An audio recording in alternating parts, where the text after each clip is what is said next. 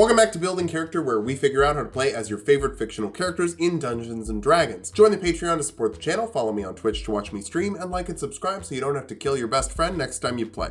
Maybe. Today we're attacking Titans with Mikasa and Eren from Attack on Titan. I kind of want to call these builds honorary Spider-Mans, so you could use all of the mechanics if you want to build a Spider Sona, especially if that Spider Sona is super good at killing stuff, or spoilers-ing.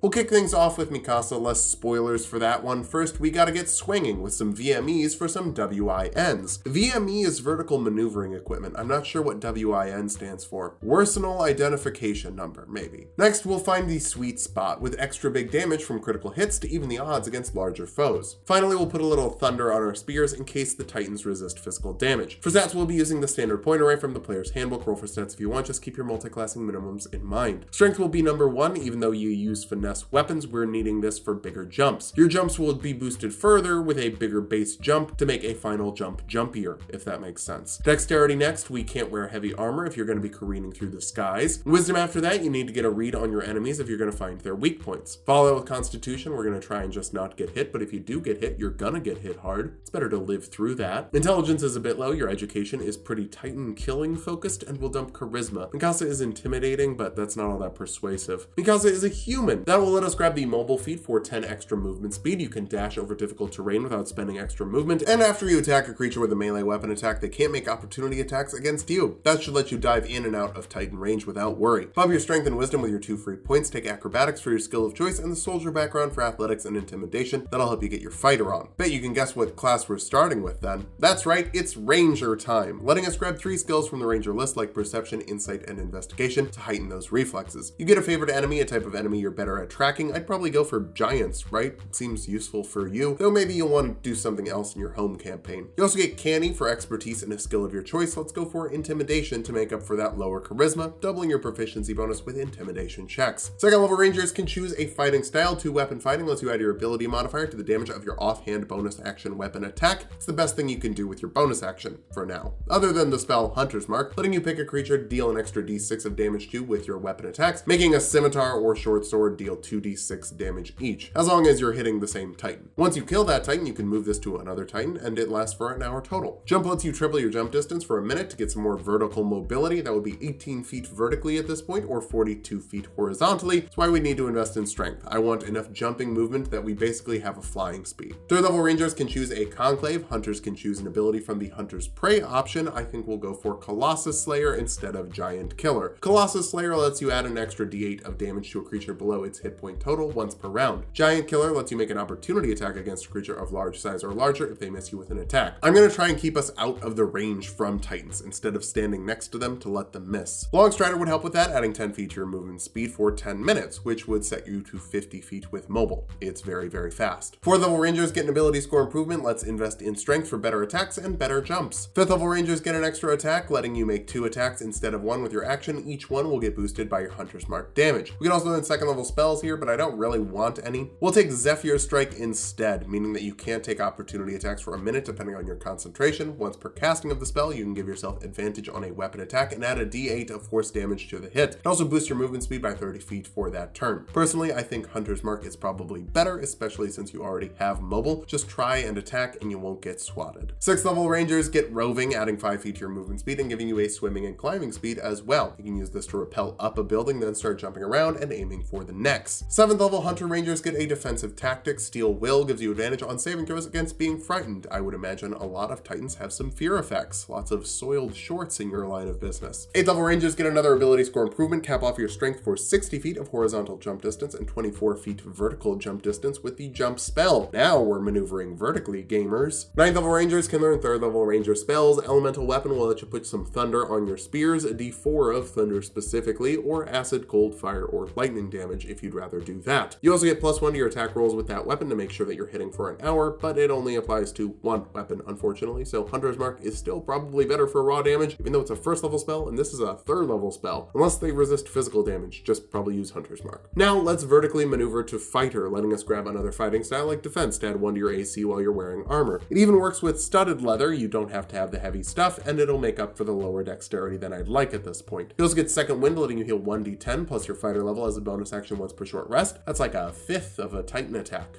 Maybe. Second level fighters get Action Surge, letting you make 2 actions in 1 turn once per short rest. That's a 5-hit combo right on the Titan's sensitive spots. The back of the neck, don't be gross about it. Third level fighters can choose a martial archetype. Champions get improved critical, letting you critically hit on a 19 or a 20, with Hunter's Mark giving you an extra damage die that would be an extra 2d6 on a crit instead of 1d6. It pairs together pretty well with your flurry of attacks. Fourth level fighters get another ability score improvement or feat, and we don't really need anything anymore. I guess we could invest in dexterity for more AC to make sure things don't hit you. Fifth level fighters get nothing. Extra attacks don't stack. It's kind of a bummer. Sixth level fighters get another ability score improvement. Keep pushing that dexterity up for more AC, and something special we'll grab later. Seventh level champions are remarkable athletes, letting you add half your proficiency bonus to any strength, dexterity, or constitution check you're not proficient with. That includes initiative rolls, so you'll always be ready to brawl. More importantly though, you can add your strength modifier to the distance of a running long jump. Multiplied by the jump spell, that's an extra 15 feet of movement. You'll need to dash to get that much movement speed. So let's dash faster. First level rogues can't do that, but you do get another skill from the rogue list like Sleight of Hand for more flourish with your swords. You also get expertise in 2 skills. Let's go for acrobatics to avoid being grappled and perception to avoid being ambushed. Athletics is honestly much better than acrobatics since it would also help you grapple other targets, but acrobatics is more accurate. Take athletics at home though. Of course, the roguiest ability is sneak attack, letting you add an extra d6 of damage to 1 attack per round while you have advantage on the attack or an ally within 5 feet of your target. Hunt in groups and then wait until you get a critical hit to pop it, or just use it on your last attack in a round. Basically, it just doesn't have to be the first attack. Also worth noting, while you have to use a finesse weapon, you do not have to use your dexterity modifier for those attacks. You could use a short sword with your strength mod and it's still fine for sneak attack. Second level rogues get cunning action, letting you dash, disengage, or hide as a bonus action. Since you have the mobile feat, if you make an attack, you don't need to disengage. Just dash and get even more movement from your boosted mobile and roving speed. Third level rogues can choose a roguish archetype. Thief rogues get second story work, letting you add your dexterity modifier to the distance of a running long jump. That's 30 feet standard, or it will be at the next level when we max out your dexterity. It's 90 feet with the jump spell. That's basically a flying speed if it's only horizontal. Use your climbing speed to get high, then swing around. Hey, that's how the VMEs work. You can't go higher than the things you're grappling to. You also get fast hands to use an object as a bonus action if you want. Your sneak attack bumps up to 2d6 here as well. Our capstone will be the 8th level of Fighter. For one last ability score improvement, cap off your dexterity modifier for maximum jumps and maximum AC. Now that we've hit level 20, let's figure out how viable this build is. First, you're mobile with 45 movement speed, 55 with Long Strider, the ability to dash as a bonus action, huge jump distance from a capped off strength score. That can become absurd with the jump spell, dashing as a bonus action with cunning action, climbing speed, swimming speed, and when you attack a creature, you don't have to disengage to get away. Oof. Now that's what I call mobility. You also have a doubled critical hit chance and can add 2d6 sneak attack, 1d6 Hunter's Mark, and a d8 from Colossus Slayer to all get doubled up to an extra 6d6 plus 2d8 on a crit. That is much, much meatier. Finally, you're very skilled with 7 proficiencies and expertise in 3 skills. For weaknesses, we have some redundancies. Why did you cap off strength and dexterity? For jumping? Jumping isn't that good. You should have just gotten constitution for more HP. Also, you got 2 extra attacks that don't stack. Why? For jumping again? Why do you want to jump that much? You could have had uncanny dodge and evasion. Finally, you're not very nice with dumped charisma. Sure, you're intimidating, but you might not always want to scare people into getting your way. Despite the redundancies, this ends up being a very solid build, though it does make me feel like there could be some room in the build to be a member of the Survey Corps and also something bigger. I like them big. I like them chunky.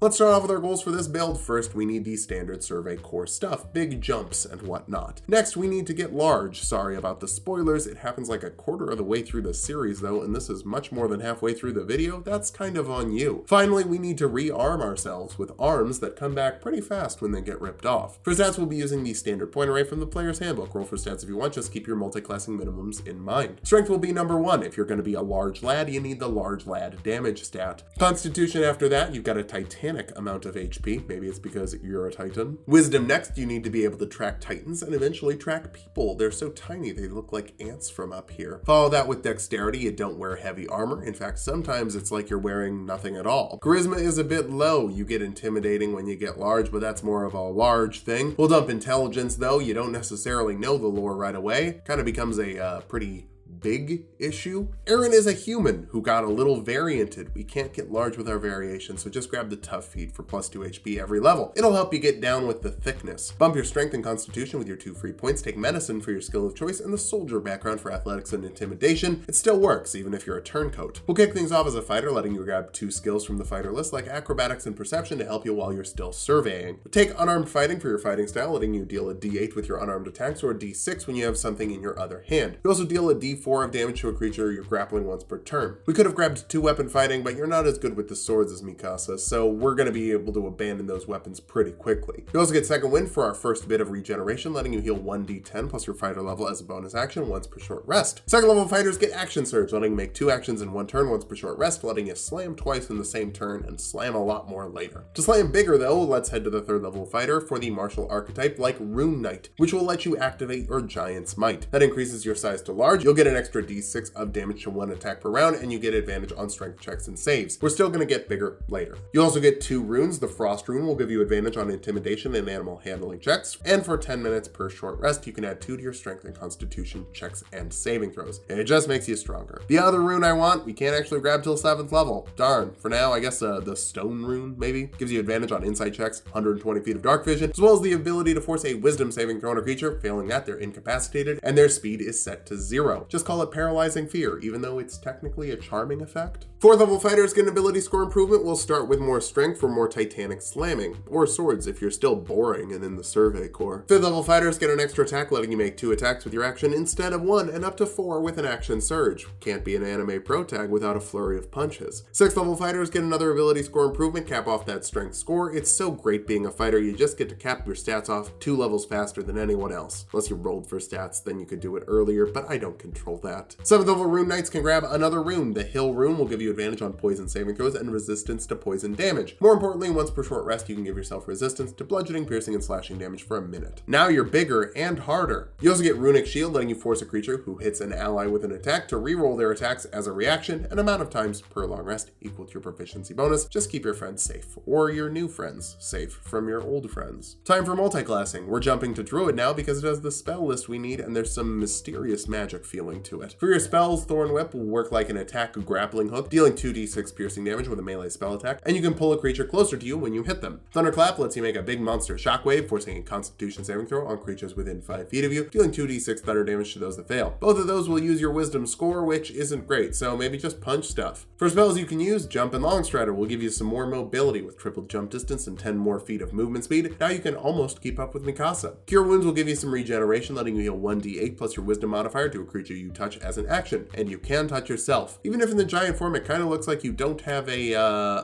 let's talk about second level druid. Second level druids can choose a circle and wild shape. I don't care about this. Moon druid, I guess. Then you can turn into an ape for a backup large form when your giant's might runs out. And with combat wild shape, you can heal a d8 while wild shaped, so you can still regenerate even though you can't cast cure wounds while wild shaped. It kind of works, but not really. Don't do that. Because third level druids can learn second level spells. Enlarge Reduce increases the creature's size by 1, adds a d4 of extra damage to their attacks with weapons, not weapon attacks like unarmed attacks, specifically attacks with weapons. It's annoying. And you get advantage on strength checks and saves, but you probably already had that with Giant's Might. Mixing those together, you'll be a huge sized creature, filling a 15 by 15 foot space. Hey, that's how big Eren is as a titan. Good job, me. You could also make a creature smaller, but that's not in character, so don't do that. Fourth level druids get another ability score improvement. Start working on your constitution for more HP and better concentration on Enlarge Reduce. Fifth level druids can learn third level spells, and unfortunately, since Enlarge Reduce is a concentration spell, any other concentration spells will stop us from being huge size. Aura of Vitality would be nice, letting you heal 2d6 as a bonus action, or heal other creatures 2d6 as a bonus action if they're within 10 feet of you. This would actually be better if you were large size, since the bigger you are, there's more space within 10 feet of you, if that makes sense. 6th level Moon Druids get Primal Strikes, making your attacks magical in terms of overcoming resistances while you're wild shaped. I guess that will help you when you're using the backup form, but I think the giant form is more fun. 7th level druids can learn 4th level spells. I guess there's a few options here if you don't want to be 15 feet tall. Stone Skin gives you resistance to bludgeoning, piercing, and slashing damage for up to an hour depending on your concentration. It's like the Hill Rune but longer. Polymorph will let you turn into a beast of challenge rating equal to or less than your current level, letting you become a giant ape, and then get another backup option for Titan sizing. 8th level druids get another ability score improvement, keep boosting that constitution for more and more HP. You kinda need it to solo your former team. That means a lot of HP. 9th level druids can learn 5th level spells. I straight up don't need any of these. Just use the spell slots for more enlarge reduces or polymorphs or whatever you want. 10th level moon druids will get another thing we don't need, elemental wild shape, so you can turn into an elemental with both uses of your wild shape. Maybe you could argue an earth elemental would be a good titan. We just need things that are coming later. 11th level druids can learn 6th level spells like heal, which will instantly heal a creature 70 HP and cures blindness, deafness, or disease. With your huge amount of HP, this basically just throws an extra 70 HP on top of it. Unlike some other giant monster builds, this one can cast the whole time, so keep that healing as a major factor. 12th level druids get our last ability score improvement, round off your constitution and round up your wisdom. I guess it's an odd number, that does nothing for you. But the capped off constitution is an extra 19 HP at this point, that's pretty great. Our capstone is the 13th level of druid for 7th level spells, regeneration. Instantly heals a creature 4d8 plus 15 HP and 1 HP every round for the next hour. It also grows back missing limbs in 2 minutes. It's not as instantaneous as it is in the shell, but it's the best we can do. To be fair, limbs don't really come off that often in D&D. Now that we've hit level 20, let's figure out how viable this build is. First, you're a pain in the butt to kill with over 200 HP, ways to resist physical damage, and tons of healing option to keep yourself in the fight. You're also covering a huge area, literally, with a 15-foot cube and some extra movement speed to make you very hard to get away from. Finally, your strength is bananas, with advantage on strength checks in multiple ways, huge size carrying capacity, and breaking the scale of strength checks with the Frost Rune. For weaknesses, despite your size, you actually don't have that many ranged options, so flying foes could be an issue, or just really good jumpers. You're also pretty low on magical damage. Technically, you can do magical damage while wild-shaped, but that's not all that useful for getting the pain out. Finally, your low intelligence could make illusions a bit of an issue. That doesn't really matter, just get big, never die, and smash away, or dive in and dive out and land big critical hits. Both of these builds are fantastic at what they do, and they do pretty different things, so work together and hopefully you never have any infighting in the party. That could be a giant problem. Thanks for watching. If you liked the video, subscribe for more. We make new videos all the time. Join the Patreon to support the channel, follow me on Twitch to watch me stream, and sub to Tulok and Mango for more Tulok fun.